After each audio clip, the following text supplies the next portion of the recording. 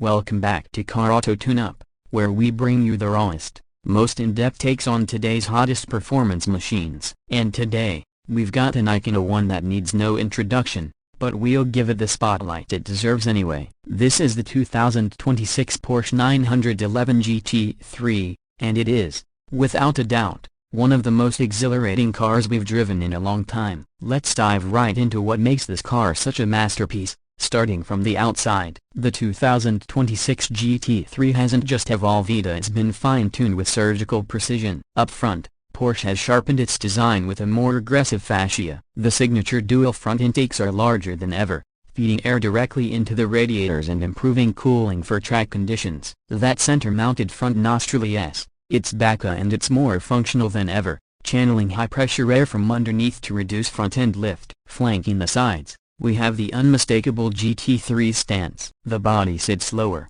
and the wheel arches are more pronounced, accommodating the ultra-sticky Michelin Pilot Sport Cup 2R tires wrapped around center-lock wheels. The wheels themselves are forged and lighter than the previous model, helping reduce unsprung weight. The subtle carbon fiber accents along the rocker panels don't just look good, they improve airflow and reduce drag. Side profile is classic 911. But with an added dose of menace. You'll notice the revised mirrors are more aerodynamic, inspired by the RSR racing variant, and the rear air inlets just behind the doors, which now contribute more cooling to the engine bay. Now swing around the back, and here's where things get really wild. The massive swan neck wing dominates the rear silhouette, but it's not just for show. This thing generates real downforce, even at moderate speeds. Porsche claims it's been revised to be 15% more efficient compared to the 2022 model, and from what we felt on the track, it works. Below the wing sits a reworked rear diffuser flanked by twin center-mounted exhaust pipes that absolutely scream when you're revving close to the 9,000 RPM redline. The tail lights have been slightly resculpted for a more unified light bar look,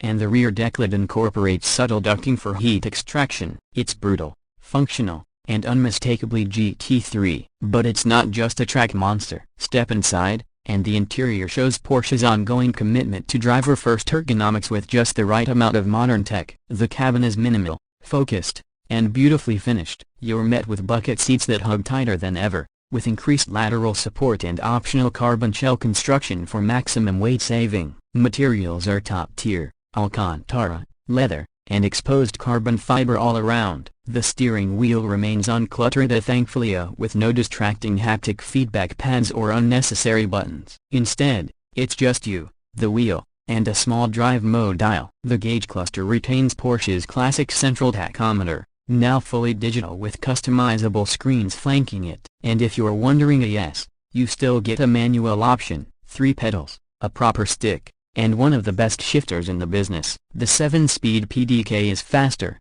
obviously, and has been recalibrated for crisper shifts and better throttle matching, but the 6-speed manual makes this car feel alive. As for infotainment, the screen is sleek and responsive, featuring wireless Apple CarPlay and Android Auto. You get track telemetry, tire pressure monitoring, and Porsche's Track Precision app pre-integrated for those who live for lap times. And let's not forget the new lightweight audio system is standard now, but trust us, you'll rarely use it once you hear that flat 6 at full tilt. Speaking of which, let's get into the heart of the beast. Under the rear deck sits a 4.2-liter naturally aspirated flat 6, up from 4.0 liters in the previous generation. This engine is a Marvella derived directly from Porsche's racing efforts. It revs to a mind-blowing 9,200 RPM and produces 535 horsepower and 346 pounds-feet of torque. It's not turbocharged, and that's exactly the point. Every response is instant, throttle input is razor-sharp,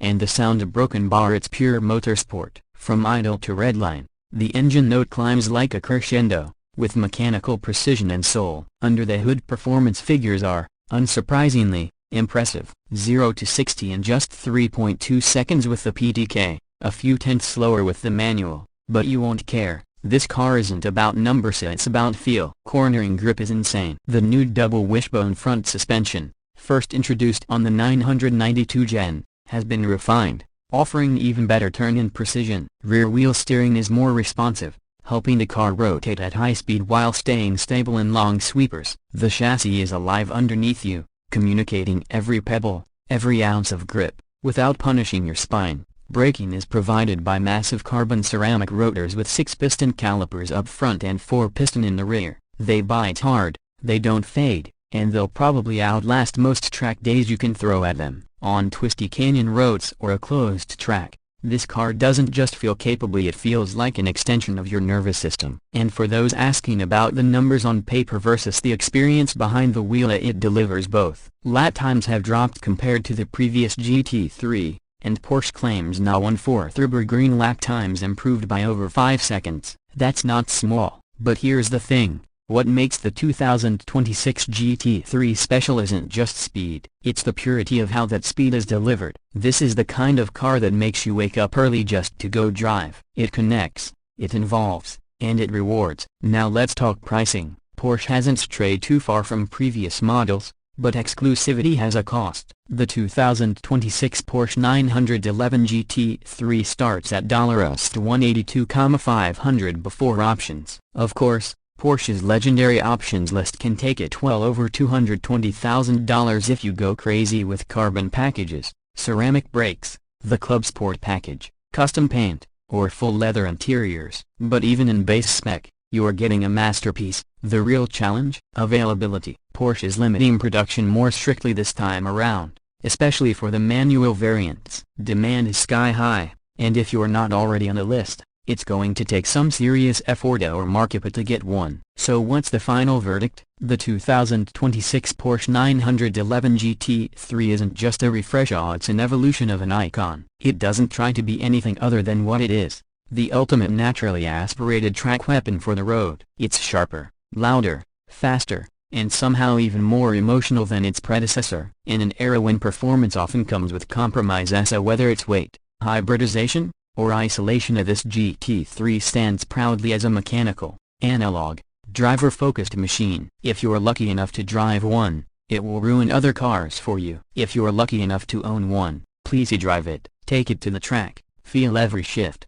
savor every apex, and listen to that flat six sing. Porsche didn't build this car to sit in a garage, they built it to be driven hard. That's all for today's in-depth look at the 2026 Porsche 911 GT3. If you enjoyed this review, smash that like button, drop your questions or comments below, and don't forget to subscribe to Car Auto Tune Up for more high-octane car content. We've got more insane machines coming your way soon. Until next time, drive safe, drive fast, and stay tuned.